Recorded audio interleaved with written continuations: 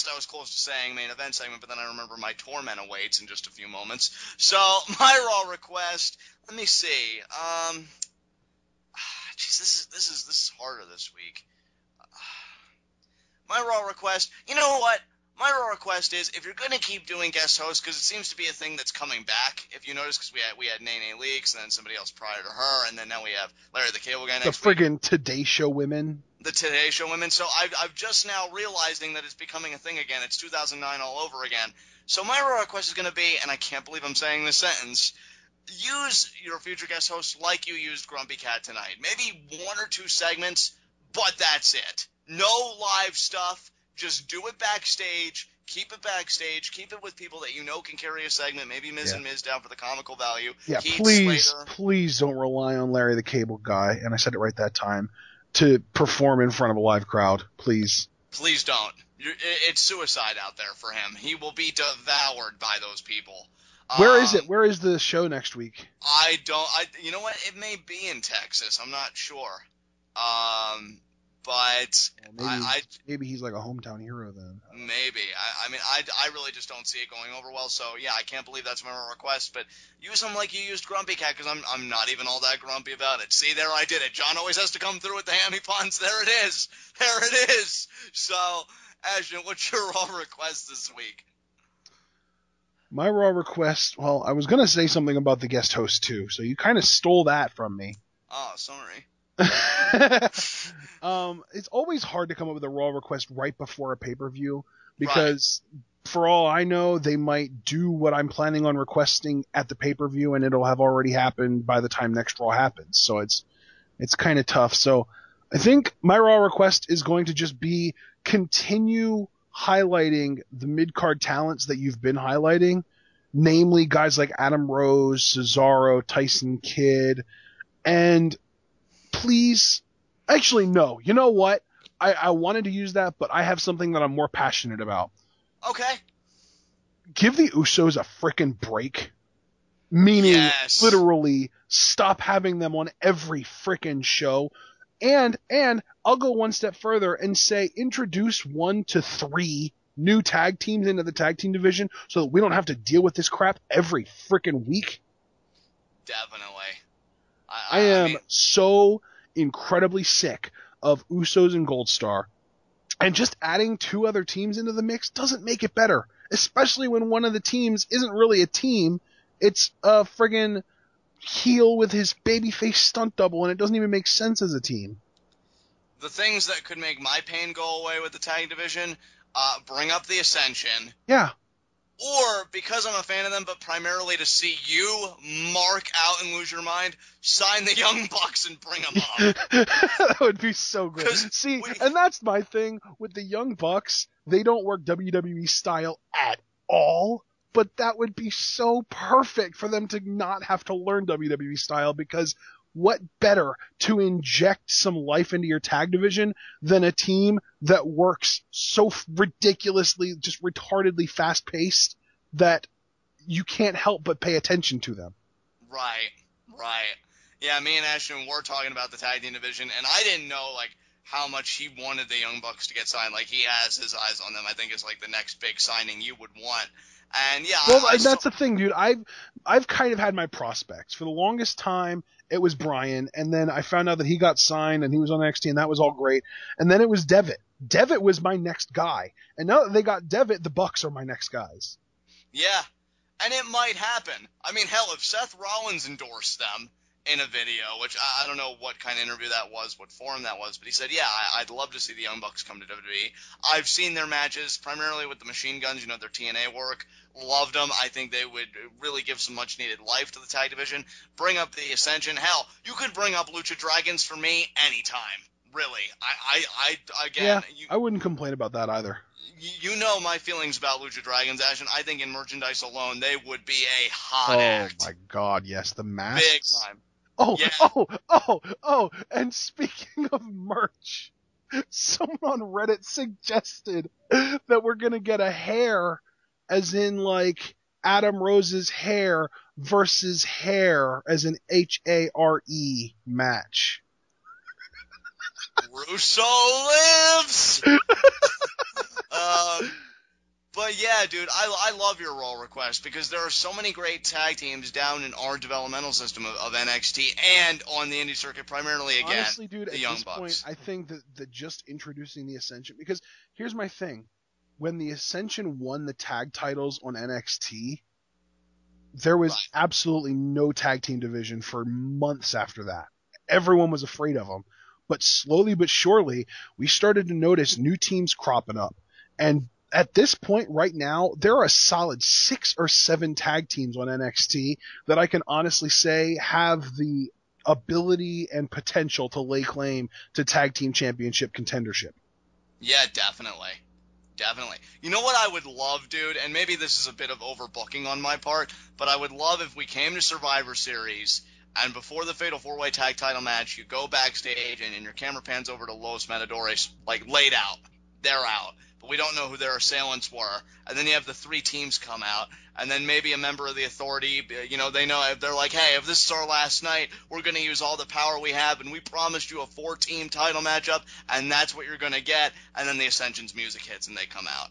Yeah. I think that. And they just destroy everyone. They get literally every pin. They pin a member of every other team in that match because it's an elimination match, right? I think it's first fall to the finish, but I think your point still stands. They would still dominate and just get that pin and win the titles. And you know what? If it is a first fall to the finish, I would say that they would have to pin the champions rather than getting a cheap win.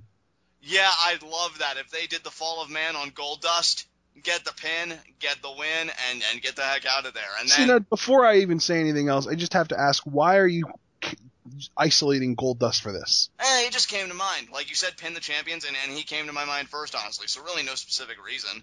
Oh, I thought that you had like a reasoning as to why you would want them to do it to Goldust rather than Stardust. No, just out of my mouth. First thing out of my mouth. But and then you could have their first mini program just to kind of get their feet wet. Get them adjusted to being tag team champions with Los Matadores because they were taken out and they never got their fair title shot. That would be like a 1 or 2 match thing maybe. And then that's done. And then you can really do the bigger programs with them, and it would be awesome. Yeah. Absolutely. But here we are fantasy booking pointlessly because apparently the WWE has Dean Ambrose syndrome with the Ascension. Yeah, pretty much. So I guess no use. Although I say that, but Dean Ambrose debuted at a Survivor Series, so I should shut my mouth. Yeah, that is how weird is that, huh? Yeah. But yeah, I guess no use dawdling about it anymore. Time for our main event segment. My favorite cough syrup on the market. 30-second hot seat. What do you have for me this week? Come on. This is difficult because we know the teams now, so I can't use that anymore. Yeah, you can. You're out of options. All right. So, Luke Harper and Rusev are our current mid-card champions. Who do you think that their immediate feud is going to be after Survivor Series? And on top of that, who do you think the next champions are going to be? Assuming that their immediate feuds aren't going to be the ones to win the titles, because how often does it happen that a first feud ends up winning the title? You have 30 seconds and your time starts now. Okay, well, Harper's first feud after Survivor Series, not just a one-off, I would say would be against his former family mate, Rowan. I think those two are going to have a feud over the Intercontinental Championship. But ultimately, I do see Bad News Barrett getting the gold back. Rusev is incredibly difficult to call.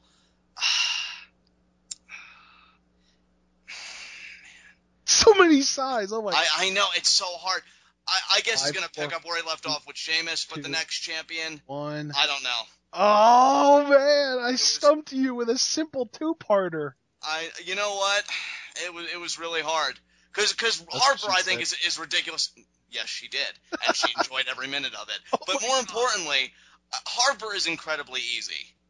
Because I can already tell, like, I think there's going to be some unresolved issues between him and Rowan. Like, why did you join that team when I joined this team? We're a family, whatever. I don't think Bray will get involved at all for the record. I think they'll just have to hash it out for themselves. I mean, after all, Bray set him free. He must have seen this coming in the back of his mind.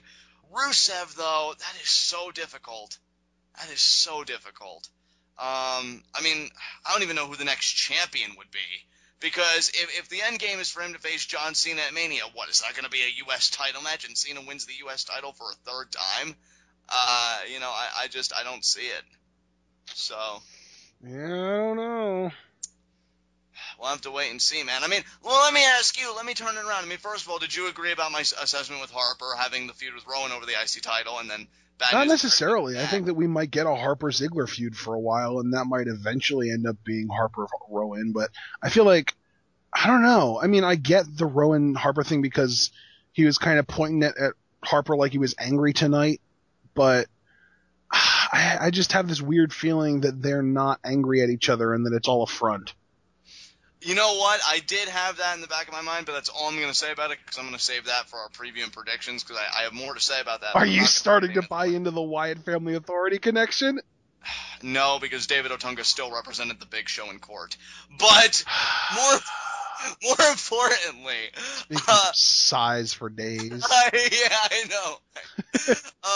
It's just you really got me with that one because Rusev. Because he's United States champion now, his trajectory is clear in so many ways, but knowing that he's going to have to lose eventually, that's where it goes haywire.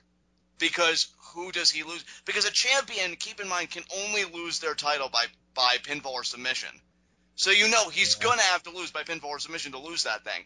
Unless he loses it without getting pinned or submitted in a multi-man match. That is true. That is very true.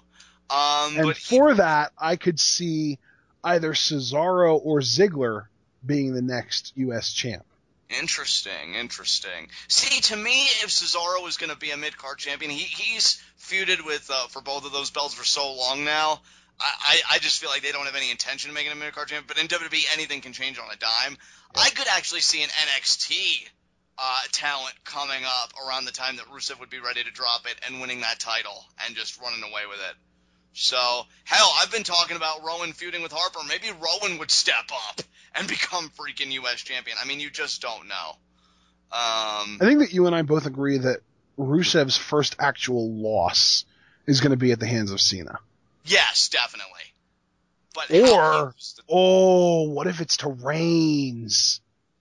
That was a rumor I read. I meant to talk to you about that really? Today. Yeah. I meant to talk to you about it earlier today. Somebody said that one of Reigns' first feuds back, maybe after he settles business with Seth Rollins, that is, would be against Rusev. And that scares me big time. So, I don't know, man. I don't know either. So, with that said, I mean, do you have any concluding remarks about anything Raw? No.